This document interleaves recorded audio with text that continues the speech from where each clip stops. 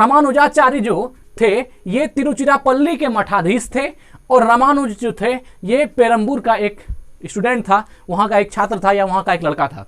तो बात क्या हुई, यमुनाचार्य को जब रामानुजाचार्य के बारे में पता चला तो इन्होंने, यमुनाचार्य ने उनको बुलाने भेजा। किनको? रामानुजाचार्य को। तो जब रामानुजाचार्य इनसे मिलने आ रहे थे, क्योंकि कुछ दूरी था दोनों के बीच का, तो जब वो तिरुचिरापल्ली जो है यमुनाचार्य से मिलने आए तो इसके दरमियान क्या हुआ कि आते आते जो है यमुनाचार्य का देहांत हो गया। मतलब ये मिलने आते होंगे, वो लास्ट स्टेज में थे और वहाँ पर उनकी जो है मृत्यु हो गई। और उनके बाद, उनकी मृत्यु के बाद की एक घटना है कि ऐसा कहा जाता है कि जब यमुनाचार्य का देहांत हुआ तो उनकी जो दायां हाथ थी, तो दाएं हाथ की जो 3 उंगलियां थी वो ऐसे मुड़ गई थी और ऐसे हाथ खुला हुआ था, तो 3 उंगलियां मुड़ी हुई थी और उनका देहांत हो गया था। तो सभी लोग जब उनके शव को देखा तो ये बहुत रोए चिल्लाए रामानुजाचार्य कि मेरे गुरु थे, वो उनका देहांत हो गया। तो जो एक शिष्य पर होता है वो उनके साथ बीत रहा था, अश्रुपूर्ण नेत्रों से जो है उनको श्रद्धांजलि देने आए। तो इसी क्रम में उन्होंने देखा कि उनका जो शव था वो, उनकी जो हाथ की उंगलियां थी 3 उंगलियां मुड़ी हुई थी। तो सब तो यही समझे कि इनकी 3 उंगलियां मुड़ी हुई क्यों है। तो रामानुजाचार्य ने देखा उनका हाथ और चिल्ला के रोने लगे और उन्होंने कहा कि ये जो उंगलियां हैं ये मुझे एक दिशा निर्देश यमुनाचार्य के द्वारा दिया गया है। लोगों ने इनका बहुत मजाक उड़ाया रामानुजाचार्य का कि ऐसा कैसे हो सकता है, कोई मुर्दा जो है, कोई सब किसी को क्या बता सकता है या क्या कह सकता है। उनकी उंगलियां मुड़ी है, अब ये क्यों मुड़ी है, ये भी एक सवाल होता है कि जब देहांत होता है तो उंगली मुड़ क्यों गया।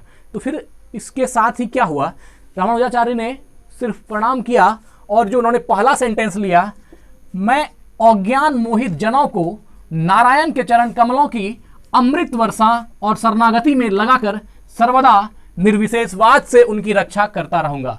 यह सेंटेंस, यह प्रण जो है वो लेते हैं उनके सब के सामने, और जो यमुनाचार्य था उनकी 1 उंगली खुल जाती है।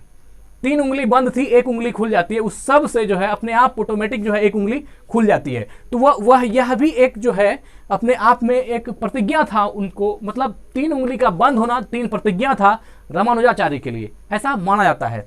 तो पहला क्या था कि मैं अज्ञान मोहित जनों को नारायण के चरण कमलों की अमृत वर्षा और शरणागति में लगाकर सर्वदा निर्विशेष बात से उनकी रक्षा करता रहूंगा। ये उच्च स्वर में कहा और उनके सब से जो है उनकी 1 उंगली जो बंद थी 3 उंगली, उसमें से 1 उंगली खुल गई।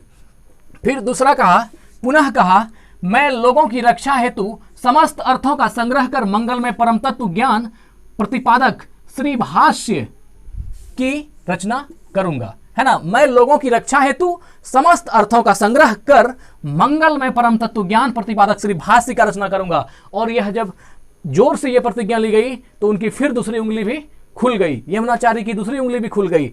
और तीसरा प्रतिज्ञा था, रामानुज पुनः बोले, जिन पराशर मुनि ने लोगों के प्रति दयावश जीव, ईश्वर, जगत, उनका स्वभाव तथा उन्नति का उपाय स्पष्ट रूप से समझाते हुए विष्णु पुराण की रचना की है, उनकी ऋण का शोधन करने के लिए मैं किसी दक्ष एवं महान भक्त शिष्य को उनका नाम दूंगा। और यह प्रण लेते ही जो है उनकी 3 उंगलियां खुल गई, तीसरी उंगली भी खुल गई। और यह वहां पर देखने वाले लोग भौचक्के रह गए कि जो सब है उनकी उंगलियां कैसे खुल सकती है। जो आदमी बहुत पहले, कुछ समय घंटों पहले जिनकी मृत्यु हो गई है और एक सांसें बंद हो गई, नाड़ी चलना बंद हो गया और उनकी उंगलियां खुल रही है, ये बहुत ही आश्चर्य और बहुत ही मतलब हृदय में ये वाला घटना है कि ऐसा कैसे हो सकता है, अविश्वसनीय लगता है। तो फिर ये तीनों जो है प्रण लिया, और जब कहा जाता है कि जब इन्होंने जल समाधि ली तो उनके पहले ये तीनों प्रतिज्ञा उन्होंने पूरा किया, और उसके बाद ही ये जो दूसरा भाष्य है ये भाष्य भी उन्होंने लिखा, और उनके बाद ये तीनों प्रतिज्ञा को पूरा किया, और उनके प्रतिज्ञा को पूरा कर ही सिरोधार्य लिया। किसने? रामानुजाचार्य ने। तो ऐसे थे यमुनाचार्य और रामानुजाचार्य, दोनों गुरु और शिष्य का संबंध।